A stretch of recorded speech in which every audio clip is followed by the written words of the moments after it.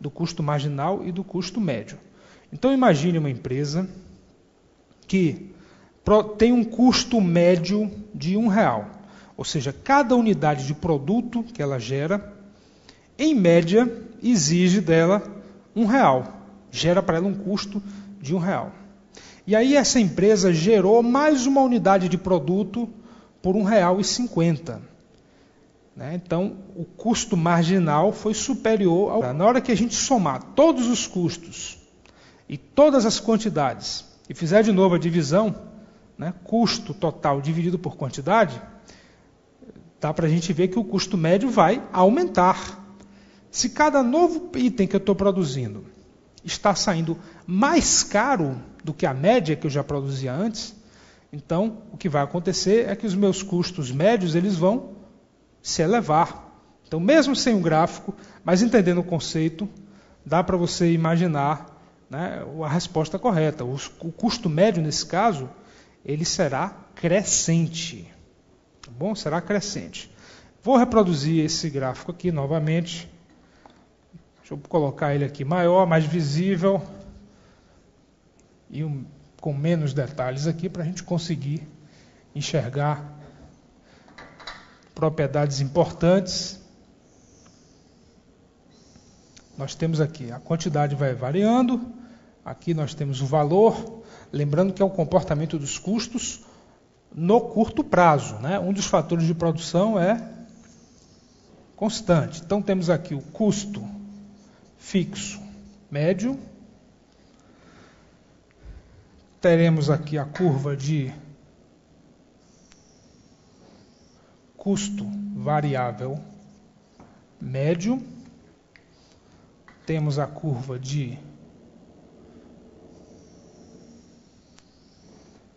custo médio, que é a soma dessas duas, e temos aqui, vou fazer ela de preto também, a curva de custo marginal. Então, propriedades importantes. Primeiro, a curva de custo fixo médio, ela é sempre decrescente. Ela decresce o tempo todo. Esse custo fixo médio em algum momento vai aumentar? Não. Ele vai ser a vida toda decrescente. Ele vai tendendo a zero. Tende a zero ele. Ele vai se tornar muito pequeno. Não vai nunca chegar a ser zero, mas no limite ele tende a zero. A curva de custo marginal é crescente. No início aqui pode ter uma ligeira queda, porque no início a produtividade do produto marginal é muito alto. Você tem zero e passa a produzir alguma coisa diferente de zero, o produto marginal é muito alto. Então há uma pequena queda, mas é irrelevante essa queda. Enquanto o custo marginal é inferior ao custo médio, olha aqui, enquanto o custo marginal é inferior ao custo médio, nós temos um custo médio decrescente. O custo marginal, atenção, ele intercepta a curva de custo variável médio no seu ponto mínimo. Custo variável médio mínimo. Esse ponto daqui. E ela intercepta também a curva de custo médio, isso aqui seria o custo médio mínimo. Intercepta também no seu ponto de mínimo. Atenção para esse detalhe. Enquanto o custo marginal for menor do que o custo variável médio, ele será decrescente. A partir daí, ele será crescente. O custo marginal está puxando esse custo para cima. E o custo médio também é a mesma coisa. Enquanto o custo marginal for menor do que o custo médio, ele será decrescente. E quando chegar no seu ponto mínimo, quando os dois se igualarem, a partir daí ele começa a puxar para cima o valor do custo médio. É como se a empresa ela está produzindo uma certa quantidade de bens, ela tem um certo custo unitário, que é o custo médio, e ela resolve aumentar mais a produção, vai aumentando, como ela entra naquela região em que a produtividade é cada vez menor, começa a enfrentar os rendimentos decrescentes de escala, e a partir daí, portanto, ela vai ter um aumento no seu custo médio. O custo marginal começa a se tornar maior do que o custo médio, então ele começa a se elevar. Bom, as firmas, normalmente, elas vão operar comparando, o custo marginal com a receita marginal. A importância dessa curva de custo marginal é exatamente nesse sentido. Qual é a lógica de funcionamento de uma firma atuando num mercado qualquer? Bom, eu sou uma firma, uma empresa. Eu enfrento a lei dos rendimentos decrescentes. No longo prazo, tem outra restrição que a gente vai ver daqui a pouco. No longo prazo, o meu problema é definir qual é o tamanho ótimo da firma. Mas no curto prazo, eu tenho um fator de produção fixo e rendimentos decrescentes. Muito bem, então eu começo a aumentar a minha produção, eu tenho aumento nos custos e tenho também, do outro lado, o aumento da receita. Não é isso? Eu tenho duas variáveis aqui a serem observadas. A firma, ela precisa maximizar a diferença entre receita total e custo total. A receita total da firma é o preço vezes a quantidade. E os custos totais serão uma função da quantidade, porque eles são custo fixo total mais o custo variável total. À medida, portanto, em que a empresa vai aumentando a produção, ela vai tendo aumento na sua receita. E à medida em que ela vai aumentando a produção, ela tem aumento nos seus custos. O problema para a firma, portanto, é o seguinte: quem é que cresce mais rápido? As receitas ou os custos? Isso é que interessa a firma, Onde é que eu vou ter um crescimento adicional mais intenso? Nas minhas receitas ou nos meus custos? Ou então, traduzindo para o economês, quem está crescendo mais rápido? A receita total ou o custo total? Quem é maior? A receita marginal ou o custo marginal? Enquanto a receita marginal for superior ao custo marginal, a empresa tem um incentivo a aumentar a sua produção. Ora, se eu produzo um bem qualquer, se eu produzo cadeiras, tem uma fábrica de móveis, eu fabrico cadeiras. E aí eu resolvo aumentar a fabricação de cadeiras. Se eu produzir mais uma cadeira, eu vou vender essa cadeira por R$100 e vou gastar na produção dela R$85. Então a receita marginal foi superior ao custo marginal. Então vale a pena produzir essa cadeira. Vale a pena até eu querer produzir mais uma cadeira. Digamos que esse novo bem que eu vou fazer saia por R$88. Ainda vale a pena continuar aumentando a produção. Então eu vou aumentando a produção enquanto a receita marginal for maior que o custo marginal. Vai chegar um momento, porém, que digamos que a receita marginal, a receita para se produzir e vender uma nova cadeira, seja igual a R$100, e o custo marginal para gerar aquele bem seja igual a R$102. Vai valer a pena gerar essa cadeira? Ou melhor, valeu a pena produzir essa cadeira? Não, porque o custo marginal foi superior à receita marginal.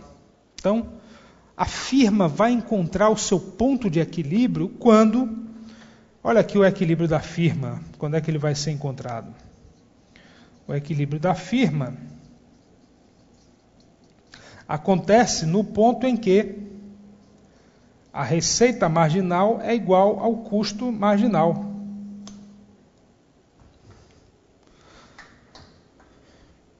No momento em que eu produzo uma cadeira a R$100 e eu vendo a R$100, encontrei meu ponto de equilíbrio. Atenção, no momento em que eu produzo uma cadeira adicional, uma unidade adicional de produto, além de todas as outras unidades que eu já produzi, mas eu cheguei nesse ponto, a partir daí eu não tenho nenhum incentivo para aumentar a produção. Não vale a pena aumentar a produção. Eu não sou uma firma, não sou um agente econômico maximizador de resultados, né? Então não vale a pena. Por outro lado, se eu tiver ainda com um custo marginal inferior à receita marginal, eu tenho um estímulo a aumentar o meu nível de produção. Tá? Mas isso aqui vai ser a regra geral que vai nortear o comportamento das firmas. Bom, pessoal, isso daqui também vale para quê? Isso vale para uma situação em que nós temos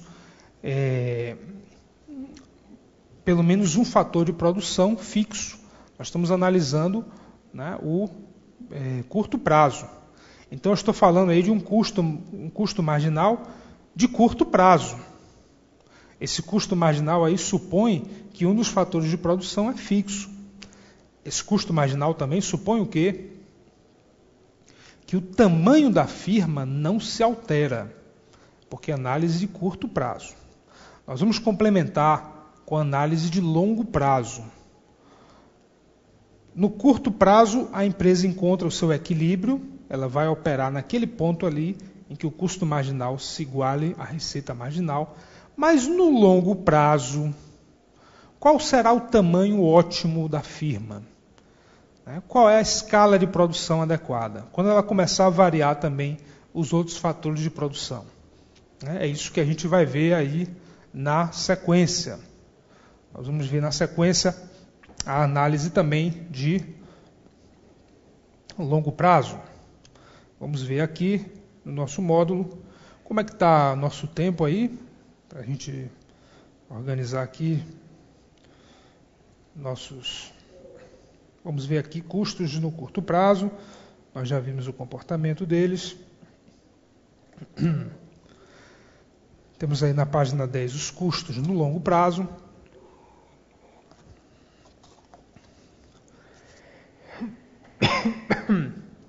Bom, temos tempo ainda, dá para a gente ver os custos no longo prazo.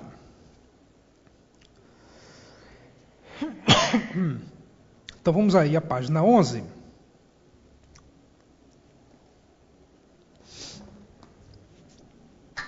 Página 11. Custos no longo prazo.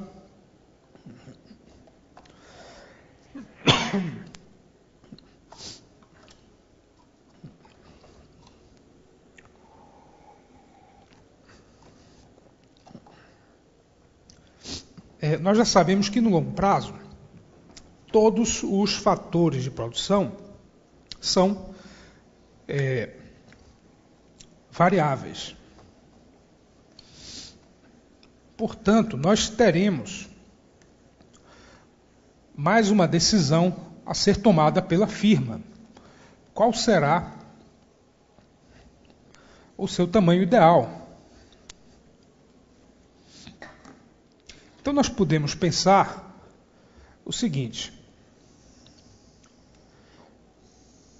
Aqui vamos relacionar a quantidade produzida pela firma com os valores. Supondo um certo estoque de capital, a empresa teria essa estrutura de custos. Teria aqui um custo médio e teria aqui um certo custo marginal.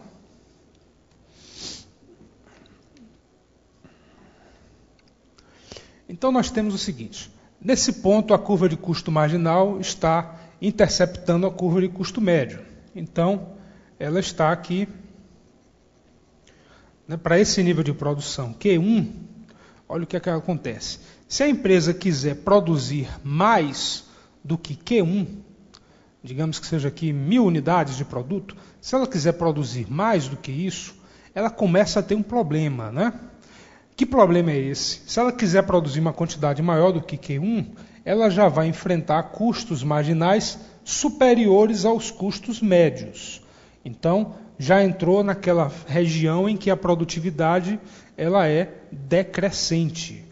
Por que a produtividade é decrescente? porque um dos fatores de produção é fixo. Então, para esse nível de produção Q1, a empresa conseguiu atingir o seu custo médio mínimo. É o ponto mais eficiente em termos de custos. Seu custo médio mínimo.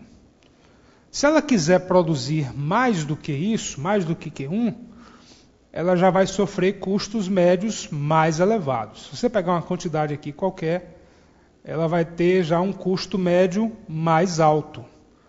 E o custo marginal, então, muito mais alto. A partir desse nível de produção aqui, a empresa já vai considerar a necessidade de aumentar também o seu estoque de capital. Imagine aqui uma empresa que tem, uma fazenda que tem 2 tratores e já está com 10 trabalhadores aqui. Se tentar produzir mais, vai ter que contratar mais trabalhadores. Aí chega um trabalhador novo e não vai ter, não vai ter horário disponível nos equipamentos, etc. A produtividade começa a cair. Então a empresa já deve aumentar a quantidade de equipamentos também. Quando a empresa faz isso, quando ela aumenta também o estoque de capital, ela pode ter economias de escala ou deseconomias de escala. Tá certo? Se a empresa está aumentando a quantidade de trabalho e também vai aumentar a quantidade de capital, pode acontecer o seguinte, pode acontecer que ela tenha uma economia de escala. A sua estrutura de custos se reduza. Ela tem aqui um custo médio linha e um custo marginal linha, que são menores. Então ela vai conseguir fazer isso. A empresa vai conseguir passar a produzir essa quantidade aqui, Q2, e nessa quantidade Q2 ela está tendo um custo médio muito menor. Por que aconteceu isso? Porque foi vantajoso para a empresa aumentar toda a sua escala de produção. Ela teve uma economia de escala. Então a empresa vai investir mais em máquinas e equipamentos e pode encontrar aqui mais uma oportunidade. Olha aqui uma curva de custo médio, 2 linhas, custo marginal, 2 linhas. Então, ela está produzindo mais e a um custo menor, porque ela teve também economias de escala. A empresa vai ter economias de escala indefinidamente o resto da vida? Não. Vai chegar um momento em que ela vai entrar numa zona de rendimentos decrescentes de escala ou deseconomias de escala. Então, olha o que aconteceu quando a empresa aumentou a sua produção de Q3 para Q4. Aí o crescimento da produção já não foi tão grande, de modo que houve uma deseconomia de escala. Os rendimentos de escala aqui se tornaram decrescentes, então o custo voltou a aumentar. Ou seja, no longo prazo, não vale a pena também a empresa ficar aumentando indefinidamente a produção. Por quê? Porque ela entra numa região de rendimentos decrescentes de escala. Isso quer dizer que existe uma curva de custo médio de longo prazo. Aqui eu desenhei 4 estruturas de custo diferentes. 4 tamanhos diferentes para a firma. Eu poderia ter desenhado 4, 8, 10, 20, 200, unindo todos os pontos de custo médio mínimo de curto prazo. Eu tenho aqui uma curva de custo médio de longo prazo. Atenção para esse conceito, A curva de custo médio de longo prazo é o que, pessoal? Ela é a envoltória, olha só, que termo aí esquisito, ela é uma envoltória, ela envolve, né, todas as curvas de custo médio de curto prazo. E no seu ponto mínimo, o ponto de custo médio de longo prazo, vamos colocar custo médio de longo prazo, LP, né, longo prazo, vou botar aqui o LP, né, para ninguém confundir com L, né, de trabalho, curva de custo médio de longo prazo, no seu ponto mínimo, vai mostrar qual é a escala de produção ótima da firma. A escala de produção que a firma obtém o melhor resultado possível. Por isso que muitas firmas, né, acabam crescendo mais do que deveriam. É uma ilusão achar que toda firma vai poder crescer, né, o resto da vida, porque chega um momento que os seus custos começam a se elevar, né, ela começa a ter deseconomias de escala, e aí, nesses casos, é melhor ela reduzir a sua produção para continuar sobrevivendo. Tá bom? Então, no longo prazo, a firma vai encontrar o seu ponto de equilíbrio, né, levando em consideração o custo médio de longo prazo e, consequentemente, a curva de custo marginal também de longo prazo. Tá? Curva de custo marginal de longo prazo, porque é no longo prazo que todos os fatores de produção estarão se elevando. Ok? Bom, com isso nós fechamos a teoria dos custos. Eu já comecei a falar um pouco sobre o equilíbrio da firma quando ela se defronta com o mercado. Nós vamos ver aí depois do intervalo algumas questões que tratam desse comportamento, né, dos custos, e vamos entrar já na análise das estruturas de mercado, começando com a análise da estrutura de concorrência perfeita. Então, nós vamos ver como é que a firma em concorrência perfeita se comporta. Teremos também algumas questões que envolvem um pouquinho de cálculo, mais algumas questões com derivada para a gente firmar o conceito, e questões, inclusive, também que vão tratar do cálculo do custo marginal, né, da receita marginal, para a gente ver como resolver esse tipo de questão. Tá bom? Então, vamos parar aqui para o nosso intervalo e voltamos já.